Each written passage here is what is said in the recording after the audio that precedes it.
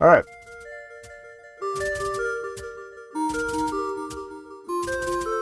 So we're going to Varney Lake.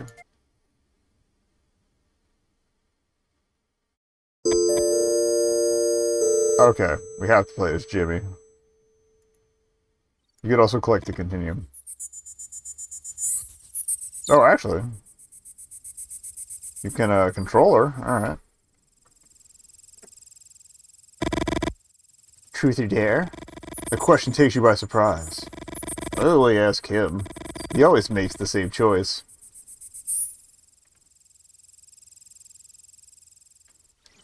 He seems like a guy who takes a dare. Dare. What'd I tell you, huh? As hard as it is to admit, Doug is right. Dare always was the easy option for you. Christine bites her lip. Let's see. I know. You're gonna try Doug's new game. Huh?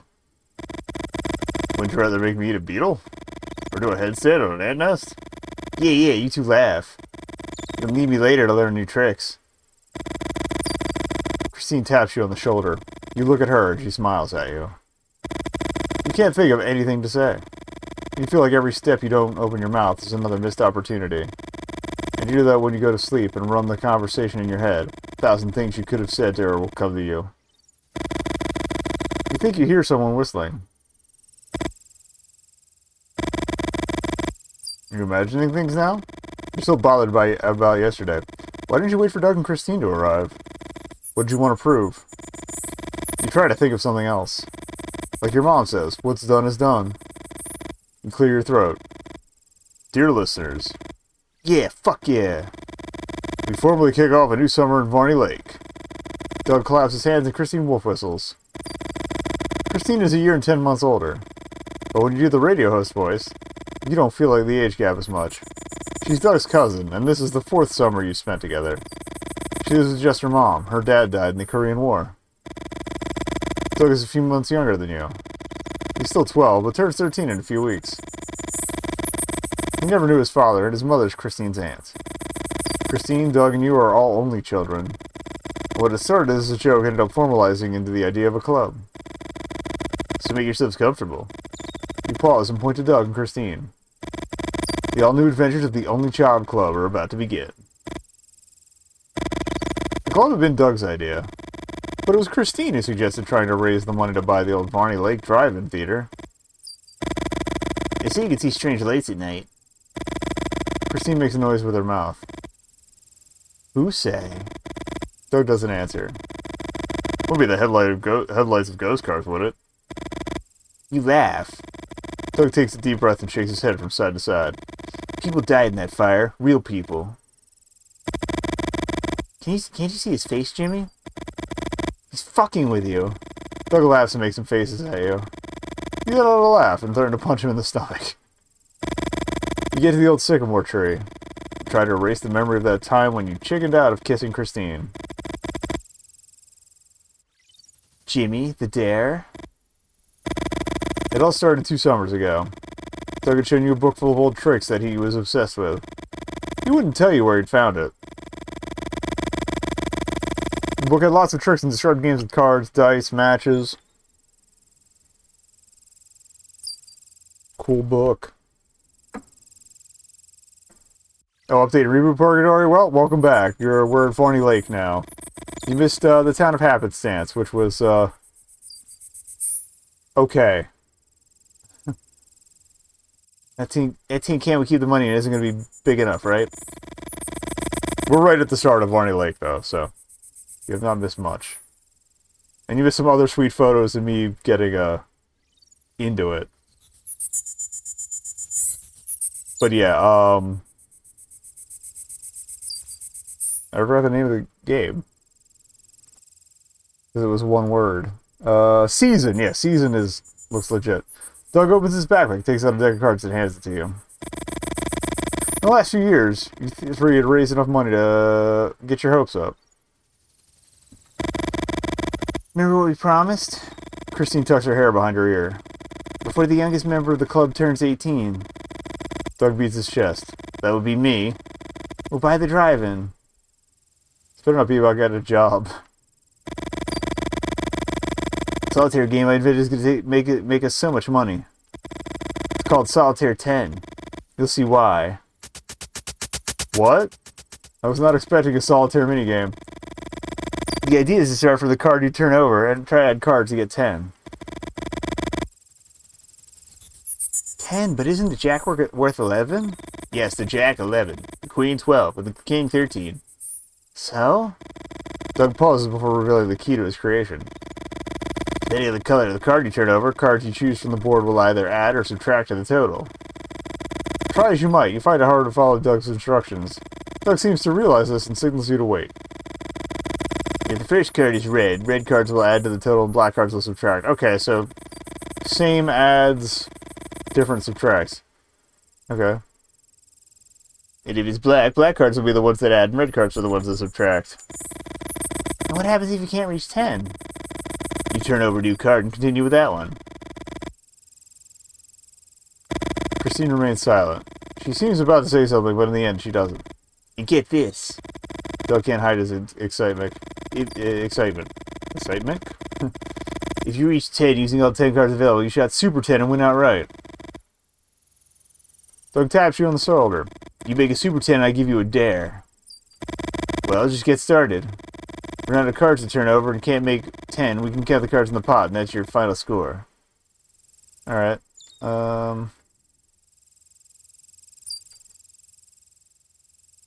Sweet, okay. It's a little weird doing this on controller. Honestly, it's probably easier to click. We got a lot of reds here. King was 13, right?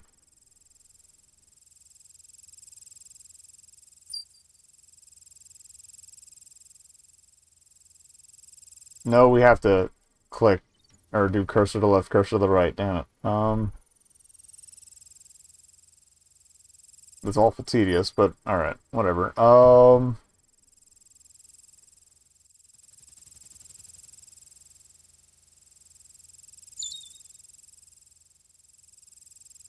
At least it remembers what position you were on.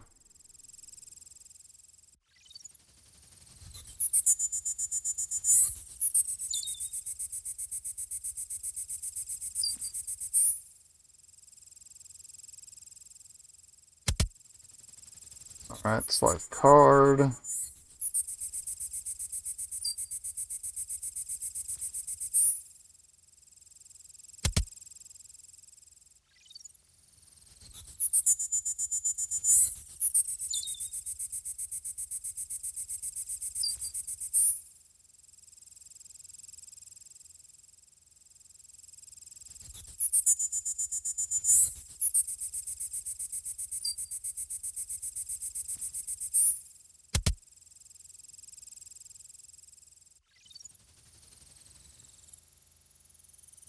I'm kind of just nullifying these for right now.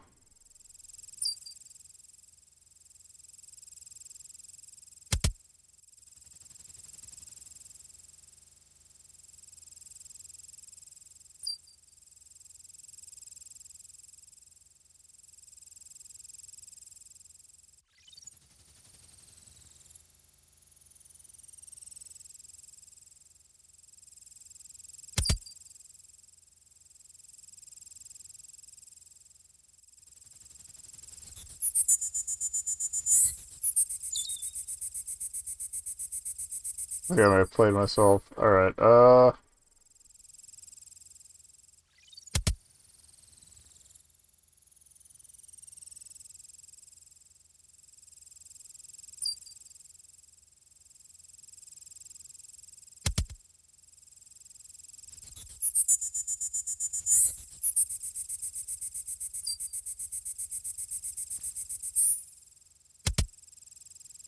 end turn?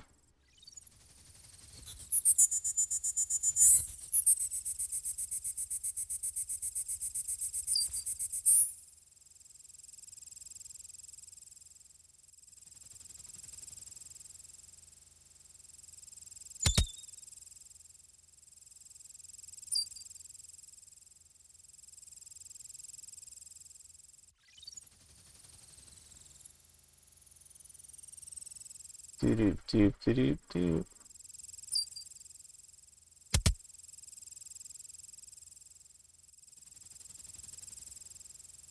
Trying to think.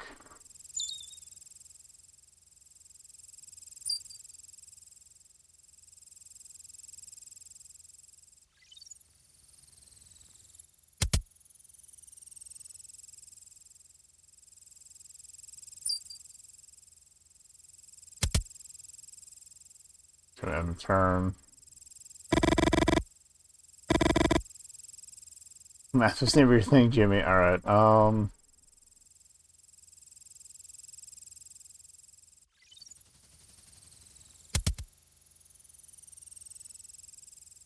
so we have to make it work with this deal no matter what, which is annoying. But okay.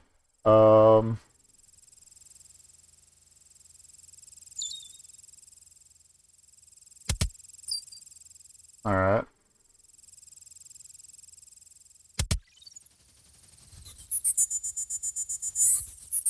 Add some to the pot. Alright, cool. We'll get this work. Alright,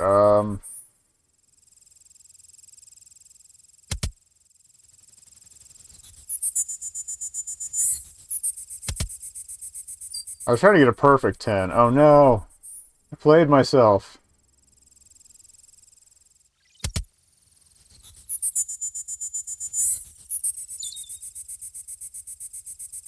I don't know if it's actually going to be possible to do this. Alright.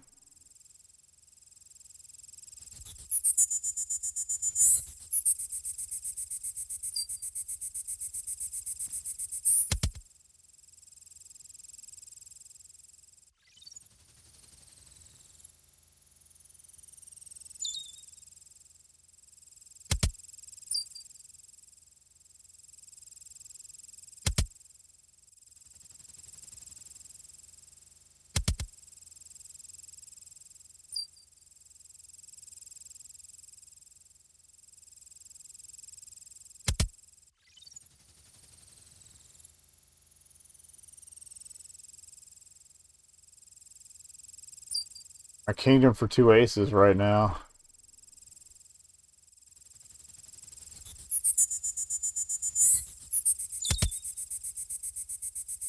But I don't have a black 4, so...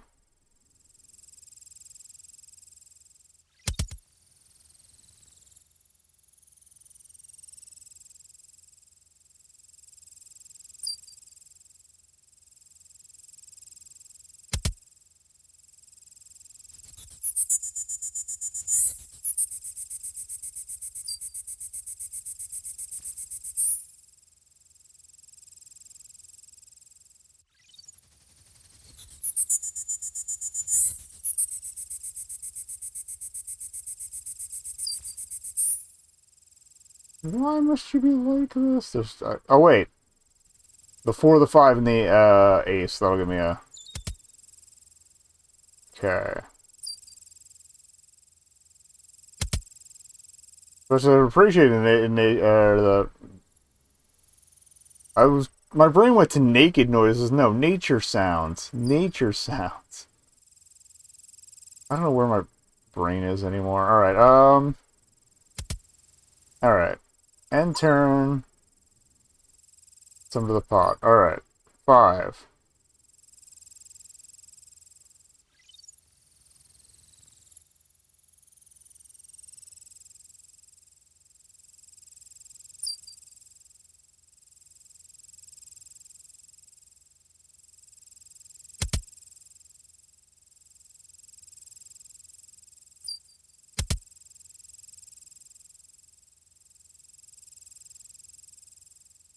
Alright,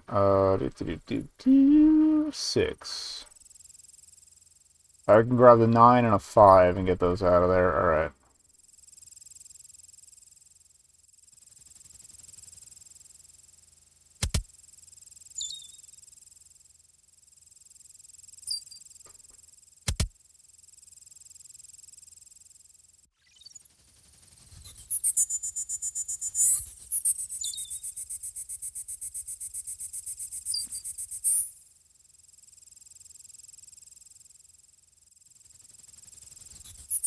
Let's think. The jack's 11. So we need to add 13. There we go.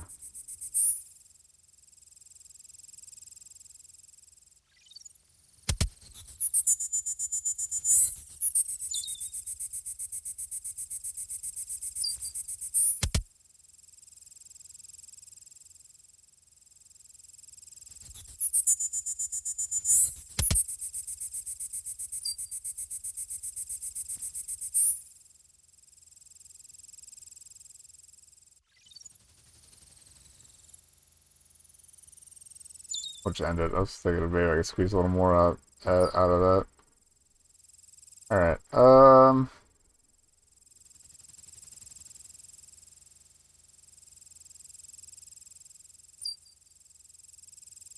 is there a reason to keep continuing with this, or am I just killing time here?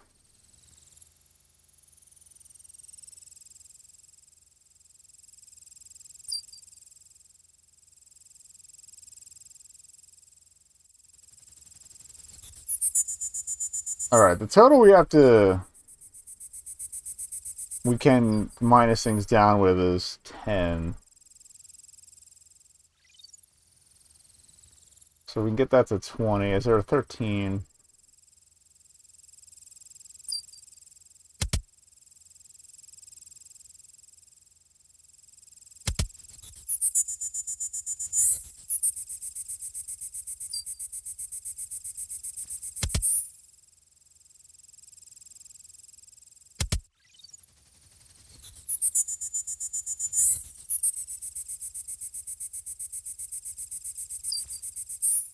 That's literally impossible.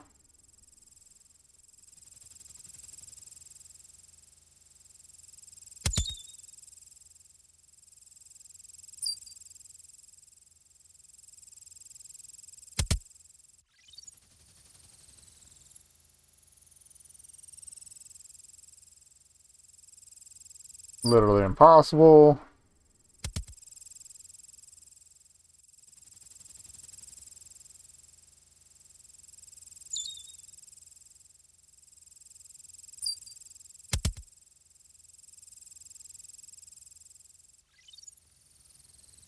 There's an ace in there? Yeah, alright. Hook.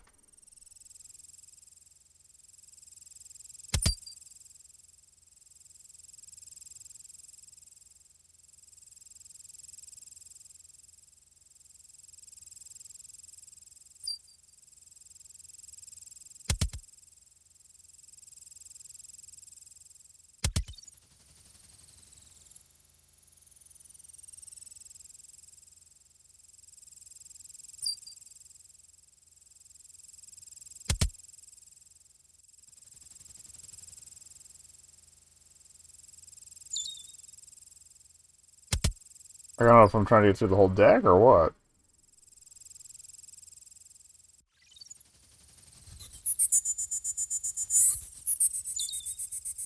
I don't have a 2 to pull away from that. Or no, yeah, that would be 12. Yeah, we can't make that work. Alright,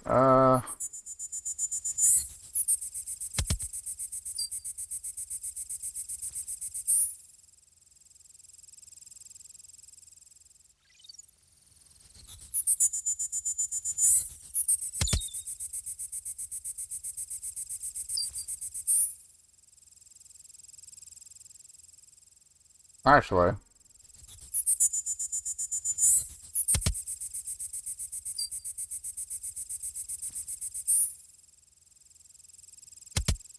try to clear more out. Alright, end turn.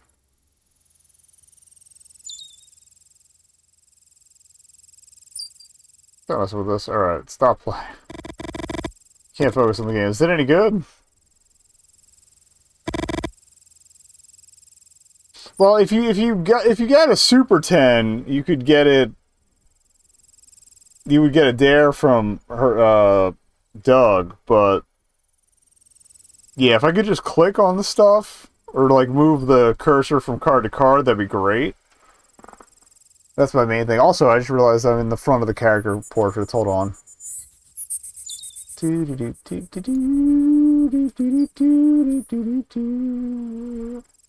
Fixed it.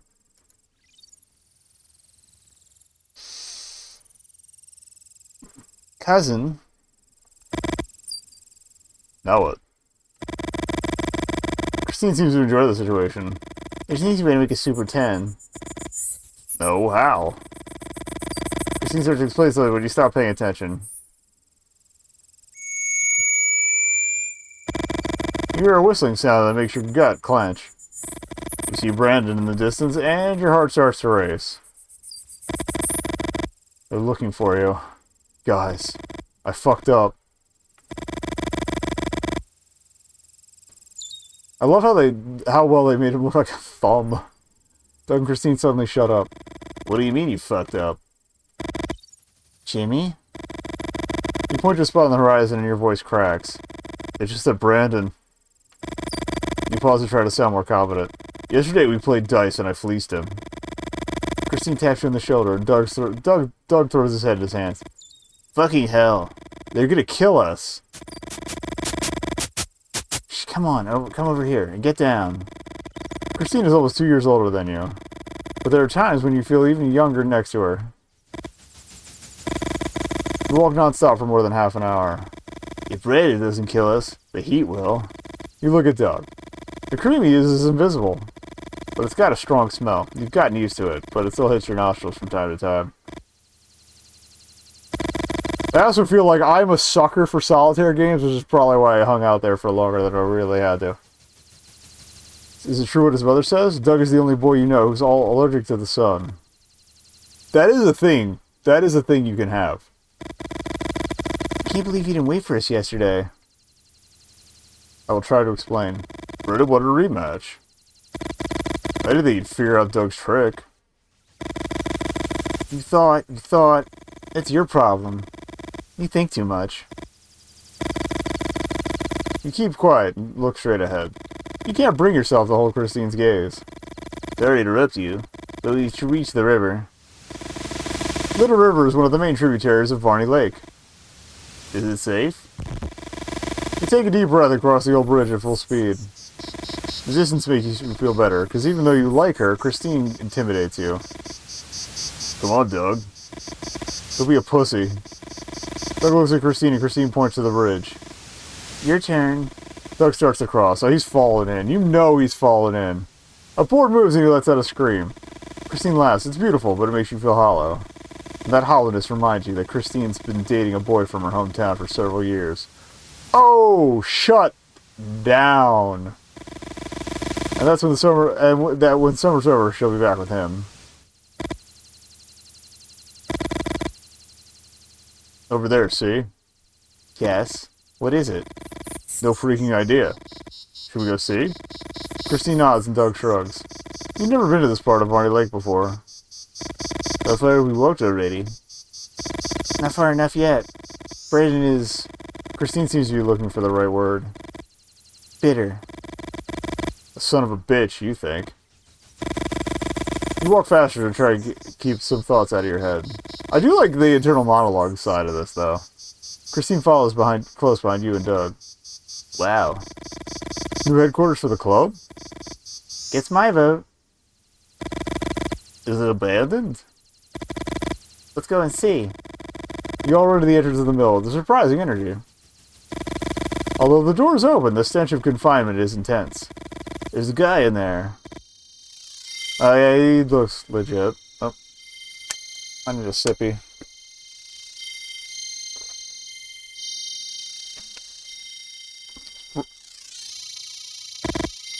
Son.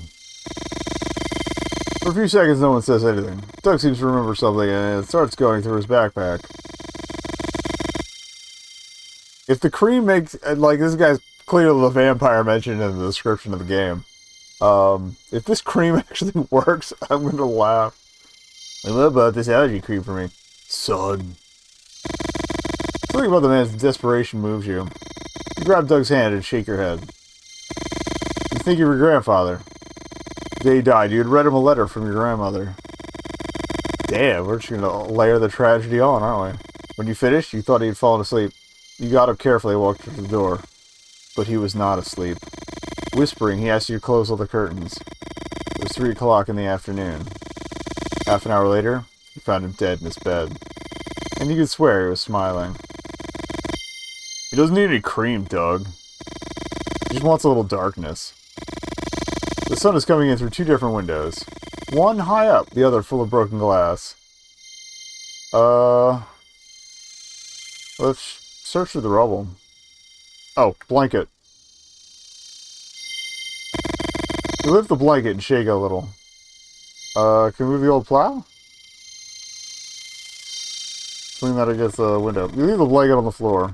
You ask Doug and Christine for help as you lift the old plow. Look over the glass. You move it closer to the window and gently reset it to block the light coming from outside. Excellent. Alright. Search through the rubble. Grab blanket. Lift light, shake it a little. Grab a long reed too. In the corner of the mill you find some long reeds. You grab one. Right, cover the windows. I was gonna say, you probably need the reed to reach up there. Use the reed in the blanket with a high window. Something occurs to you. It's the same technique your mom uses to remove cobwebs from high ceilings. Only she uses a broom and an old rag. You put the blanket over the reed and lean the reed against the wall. You try to block the light coming through the window without success. You need another reed to stretch the blanket and cover more surface area. Grab another long reed. It's basically a text parser, but you select the text manually. Cover the windows. Use second reed with high window. I kind of like the multiple choice vibe, honestly. You lean the second reed against the wall and tuck it against the blanket. Moving the two reeds carefully, you stretch the blanket to block all the light coming through the high window.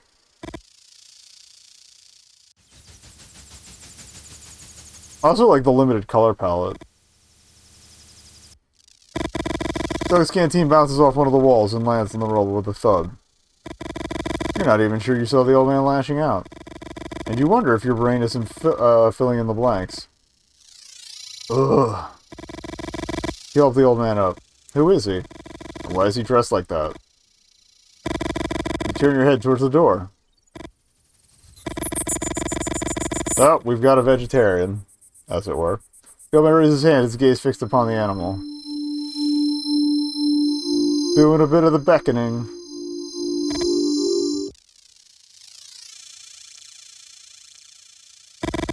None of you move a muscle. We found a Disney princess. You think of Brandon laughing about how he and his brothers used to kill rabbits. You have to point the flashlight at them. They freeze like idiots. You approach slowly and a good hit does the rest. What followed was no hit at all.